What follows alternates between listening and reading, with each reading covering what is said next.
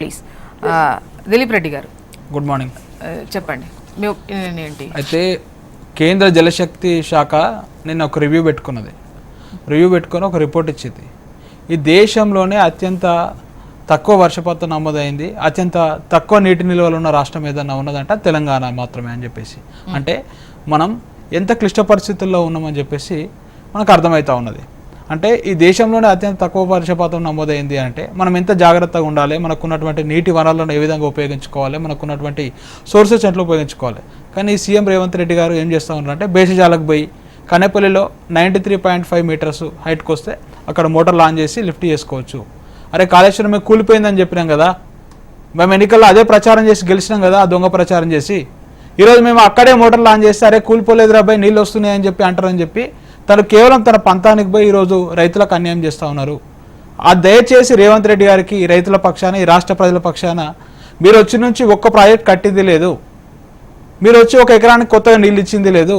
కనీసం ఆనాడు బీఆర్ఎస్ ప్రభుత్వం చేసినటువంటి ప్రాజెక్టులను, నాడు ఉన్నటువంటి సోర్సెస్ను ఈరోజు మీకు చేతిలో పెట్టిర్రు. వాటిని మోటారు ఒక స్విచ్ ఆన్ చేస్తే నీళ్ళు వస్తాయి. దయచేసి ఈ రాష్ట్రానికి ఏంటంటే మంచి జరగాలని చెప్తా ఉన్నాం. మేమేదో రాజకీయం కోసమో ఈ పార్టీ ఆ పార్టీ అని కాదు. ఈరోజు రైతులు ఎట్లా బాధపడుతూ ఉన్నారు, ఈరోజు నార్లన్నీ ముదిరిపోయినాయి. ఇప్పుడు కొందరు రైతులు ఏమంటా ఉన్నారంటే యూరియా అనేది ఇప్పుడు అవసరపడతలేదు, ఇప్పుడు యూరియా గురించి లొల్లైతలేదు, ఎందుకంటే ఒరేస్తేనే కదా యూరియా పట్టేది. అంటే నార్లు అక్కడ ముదిరిపోతున్నా కానీ ఇక్కడ ఎవరు కూడా ఒరేస్తలేరు, అంటే నీళ్ళు లేవు కాబట్టి అయితే కేంద్ర జలశక్తి శాఖ ఆల్రెడీ తమరు డిస్కస్ చేసినట్టు అత్యంత తక్కువ వర్షపాతం ఇక్కడే నమోదవుతుంది, అత్యంత తక్కువ నీటి నిల్వలు అంతా మనం బ్రేక్ ముందు డిస్కస్ చేసినాం. నేను చెప్పబోయేది ఏంటంటే అసలు ప్రభుత్వం నిన్న రివ్యూ పెట్టుకొని ఇంకొక విషయం చెప్పింది, సాగునీటికి నీళ్ళు ఇవ్వద్దు, ఇప్పుడున్న నీళ్లు కేవలం తాగునీటికి మాత్రమే సరిపోతాయి. ఈ రాష్ట్రంలో ఇప్పటి వరకు ఉన్నది కేవలం 41 టీఎంసీల నీటి లభ్యత మాత్రమే ఉన్నది. అది 14 టీఎంసీలు వచ్చేసి కృష్ణా నదికి సంబంధించిన ప్రాజెక్టులలో ఉన్నది. మిగతా 27 టీఎంసీలు ఏవైతే ఉన్నాయో ఈ గోదావరి నదికి సంబంధించిన ప్రాజెక్టుల పైన ఉన్నది. అంటే అత్యంత తక్కువగా ఉన్నదని చెప్పి మనకే అర్థమవుతా ఉన్నది. ఈ అత్యంత తక్కువ ఉన్నప్పుడు ఏం చేస్తాం, ఎవరైనా సరే అరే మనకు నీళ్ళు ఎక్కడి నుంచి వస్తాయో అక్కడ నుంచి తోడుకుంటాము, నింపుకుంటాము, రైతులకు నీళ్ళు ఇస్తాము. ఇప్పటికీ ఆ కనేపల్లిలో మోటార్ లాంచ్ చేస్తే ఇప్పటికి నాకు తెలిసి ఈ రోజు వరకు ఒక 20-25 టీఎంసీల నీటి లభ్యమయ్యేది. ఈ కరువులో మనం నివారించుకునే పరిస్థితి ఉండేది. మరి కాళేశ్వరంలో 3 టైప్స్ డిజైన్ చేశారండి. ఫుల్ వాటర్ వచ్చినాయి అనుకోండి, బాగా సమృద్ధిగా వర్షాలు ఉంటే మనం మిడ్మాన్ నుంచి లిఫ్ట్ చేసుకోవచ్చు, మధ్యస్థ వర్షపాతం ఉంటే మనం వెల్లపల్లి నుంచి తీసుకోవచ్చు.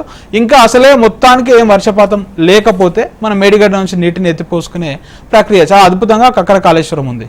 ఇక్కడ తీసుకుంటా ఉంటే మనకు పాలమూరు రంగారెడ్డి కూడా చాలా అద్భుతంగా 90% పనులు కంప్లీట్ అయి ఉన్నాయి. అంటే ఈరోజు వీళ్ళు వచ్చి కొత్తగా కట్టింది ఏం లేదు, వాళ్ళు కట్టింది కేసీఆర్ గారు కట్టిందని కనీసం ఒక స్విచ్ నొక్కితే వస్తూ ఉంది కదా, ఎందుకు నొక్కుతలేరు, ఎందుకు బేషజాలకు పోతా ఉన్నారు అని మేము అడుగుతా ఉన్నాము. బేషజాలకు అవసరం లేదు. ఈరోజు రైతు బాగుపడాలి, రైతు బాగుంటేనే ఎకనామీ కూడా బాగుంటుంది. ఈరోజు రైతే లేకపోతే గ్రామ స్థాయి నుంచే కొనుగోలు శక్తి పడిపోతూ ఉంటుంది. ఇంకొకటి ఈ కరువు, మీరు ధరల పెరుగుదల అన్నారు. ఈరోజు ధరల పెరుగుదలకు అనుగుణంగా వీళ్ళు ఏమైనా పీఆర్సీలు పెంచుతున్నారా లేకపోతే జీతాలు పెరుగుతున్నాయా అండి? ఈరోజు ధరలు పెరుగుతూ ఉన్నాయి. ఇప్పటికీ పీఆర్సీ ఆ నాటి ప్రభుత్వం నుంచి తీసుకుంటా ఉన్నాం. మీరు ఉద్యోగులందరూ కూడా భవిష్యత్తు చూస్తూ ఉన్నారు.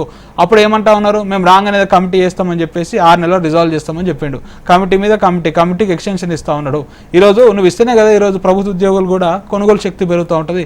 ఈరోజు ప్రపంచవ్యాప్తంగా ధరలు పెరుగుతూ ఉన్నాయి, ఇక్కడ కూడా పెరుగుతూ ఉంది, మీకే అర్థమవుతా ఉన్నది కదా. ఇప్పుడు లేటెస్ట్ కమిటీ రిపోర్ట్ తీసుకొని వాళ్ళకు కూడా జీతాలు పెంచితే వాళ్ళు కూడా లాభపడతారు కదా అని మేము అభిప్రాయపడతాం.